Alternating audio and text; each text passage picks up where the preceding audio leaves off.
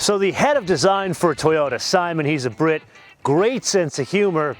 He kept on seeing those bumper stickers that say, "Cool Prius," said no one.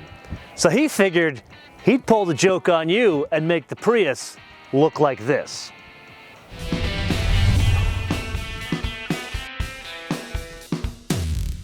Okay, so what's going on here besides the fact, and I can't believe I'm about to say this, a Toyota Prius is now attractive? Well, you know the old saying, form follows function? This is more form improves function. Now, what exactly does that mean? Well, the whole idea of a car like this is efficiency. So one way to improve efficiency is to lower the frontal impact of the vehicle, meaning it slices through the air more efficiently. Well, how do you do that? You make the car lower, you make it wider and lower to the ground. So a specific example, this is now 2 inches lower than the car it replaces. Then there's the business of getting the air around the vehicle as efficiently as possible. Why is this important? To improve the MPG. One way to do that is to clean up the way the air goes around the wheels. That's where you lose a lot of efficiency. So what they've done is they've increased the wheel wells around the wheels to the point where it looks more like a Mercedes AMG GT than a Toyota Prius.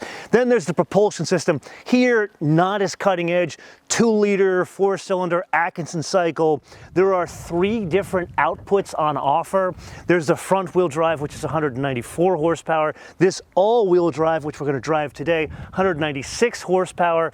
And then there's a plug-in hybrid that will drive in a separate episode. That's 220 horsepower. Then there's the torque, and here I tried to get some specific data from the folks at Toyota, whether it be engineering, design, somebody, and the only thing I could get was 139 pounds, and at that, that's only from the 2-liter 4-cylinder engine. That doesn't take into account the torque coming out of the 2 electric motors in the front, or in this case, the all-wheel drive with the electric motor in the rear. Then there's the business of what this car is about, and that is fuel efficiency. The front-wheel drive LE, the basic one, 57 mpg. That's why they made all these changes. Then there's this one, the all-wheel drive with the bigger wheels, which does impact the efficiency quite a bit, 49, 50, 49. Then there's a bit of a surprise. This is a Prius. You don't expect it to be quick. The last one, 0 to 60, 9.8 seconds. The basic front-wheel drive, now 7.2 seconds. This one with all-wheel drive, 7 seconds, and the coming plug-in, 6.6 seconds. It's a hybrid. It has 2 propulsion systems, but it's not ridiculously overweight. 3,340 pounds, or depending on express your weights and measures, 1,515 kilograms. Now, huge point of order, if it was the front-wheel drive car with the small wheels, it would be 243 pounds lighter. With that. Didn't really expect it to be quick, but it's better.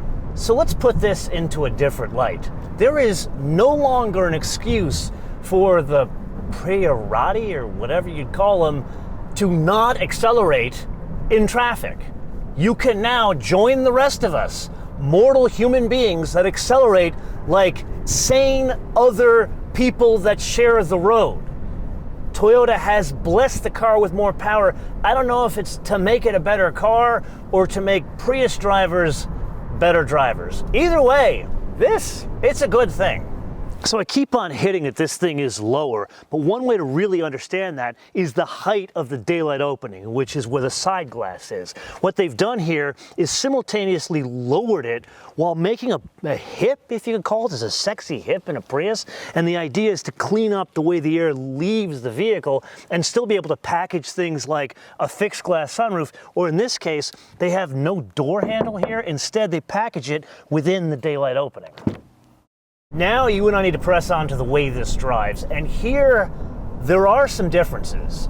First, let's start with the ride quality, because really that's what this thing is about. And the car is overall a lower slung car. It sits to the ground lower. That changes the way the car drives. Now granted, going around turns like this, which most Prius owners are not going to do, there's lean. There's definitely body roll, because you have 2 propulsion systems, and you have the extra weight of those 2 propulsion systems. But notice, you don't have that extra height, And the car, frankly, it's a little bit more composed, which overall improves the ride quality.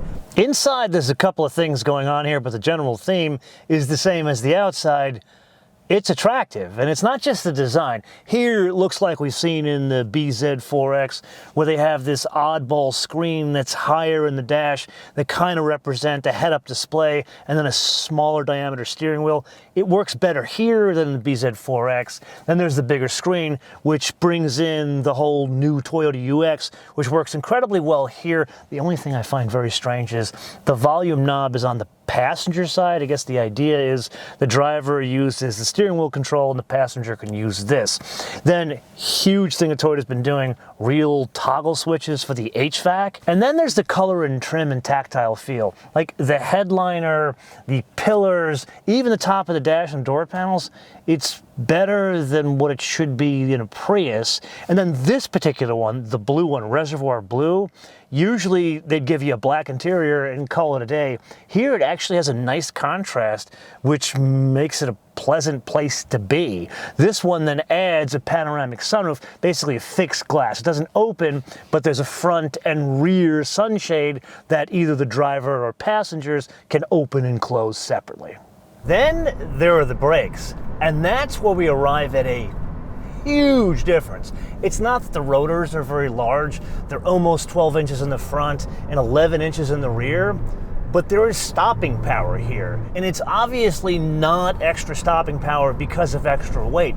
This weighs like most other cars around this size. In other words, that second propulsion system really isn't penalizing us all that much. In other words, the combination of the extra acceleration with the brakes makes this much better to drive in the city than previous Prius that have come before it. Or how would you say that? Previous Prii that would come before it? So yes, changing the form can improve the efficiency, but lowering the weight could do that as well. Now we've already determined, not a heavy car, but not the lightest car in the world. However, there's a couple of lightweighting tricks, like for example, the old race car trick, put the battery in the back of the vehicle to make it more balanced. And then let's look at ways we can lower the weight. Like for example, the storage in the back, it's styrofoam. Or the tonneau cover that goes over here, this is not like hard plastic or wood, it's a net, which actually is very neat. It folds and then goes back into the vehicle to cover any valuables that are above the styrofoam. Okay, so let's you and I put aside everything we've discussed throughout this entire episode and focus on the biggest change going on here, and that is how it makes you feel when you drive it. Yes, I'm talking about a Prius. This, the sight picture. Now granted, I sound like a geeky pilot, which I am, but follow me here for a minute. We talked about why it looks the way it does, the coefficient of drag, and how it's 2 inches lower, all that kind of stuff. But look at the rake of the A-pillar. You're looking at something that is not like an economy car, a hybrid, or a sedan, hatchback, whatever. Instead, you feel like you've got the windshield or the sight picture from the windshield of an Huracan, a Lamborghini. Yes, I sound crazy. I'd swear it transforms the driving experience of this car, probably something more psychological. Yes, it is indeed that time again to play your favorite game on the options game with today's contestant, a Prius. A pretty one, but still a Prius, which means it's a practical vehicle. This one is a fancier version of a practical vehicle because it is the limited for a base price of $35,865. Now that sounds like a hell of a lot of money for a Prius, and it is. You see, there is the LE front-wheel drive. That is the most basic one. That's the cheap seats at $27,450. Now, what constitutes the difference? Well, things like the fixed panoramic glass roof, heated and vented front seats, an electric driver's seat, JBL stereo, things like that. However, there are still options that could be fitted to this one, like for example, the limited premium package, which is the advanced park system as well as the surround view monitor. That is an additional $1,085. Then there's a digital rear view mirror, Very cool trick we've seen in like Cadillacs and Corvettes. That is now optional on a Prius for $200. Then we press on to the seats in the rear. We can have them heated for an additional $350. Then the only other thing we add is the destination and handling for $1,085, which brings us to a total retail price of $38,595. Now, huge point of order. This car is reservoir blue with like a grayish, light, like off-white interior. One can pay extra for different paint. Like for example, the wind chill pearl we saw on the GR Corolla, or the supersonic red we also saw on the GR Corolla. That's an additional $495. But a piece of bad news I need to share with you here. Remember the car they showed at the premiere from Japan? The very cool yellow, which I can't believe a yellow Prius would look cool. That color is not available in the US. So a couple of interesting notes. Number one, the sound. It's exactly what you'd expect from any Prius that came before it, and that's because of the architecture of the system. The engine sounds like it's going faster than the car, which gives the impression, at least an oral impression, that you're like on a hamster wheel. That I'm not fussed with. But here, maybe it's like a pre-production issue with this car. I'm getting more road noise inside the cabin than previous cars, or these Prius that came before it. And then while we're talking about sound, God, that horn is terrible. And then third, whether it's the fancy Prius like this one or the most bargain basement cheap seat front wheel drive LE with 57 mpg, that's 27 grand. They all come with adaptive cruise control. Put another way, that's a cruise control system that maintains a safe distance between you and the car in front of you without the driver interacting with the car. That is something I did not expect in this equation of a vehicle. I can't believe it. It's not only attractive, but it's good. Now, yeah, I am not a practical human being. I wouldn't daily one of these, but as a practical car, actually scratch that. Not just practical and not just good fuel economy, it is a decent thing to drive. Now, something tells me, as much as I like the fancy one with all the bits in it, it's more about the inexpensive one, the $27,000 one, and we'll find out about that one in a future episode, which brings us to the wish list. And here, I am going to present something to you that sounds like fiction, but I think is going to become reality. A GR Prius. Follow me for a minute here.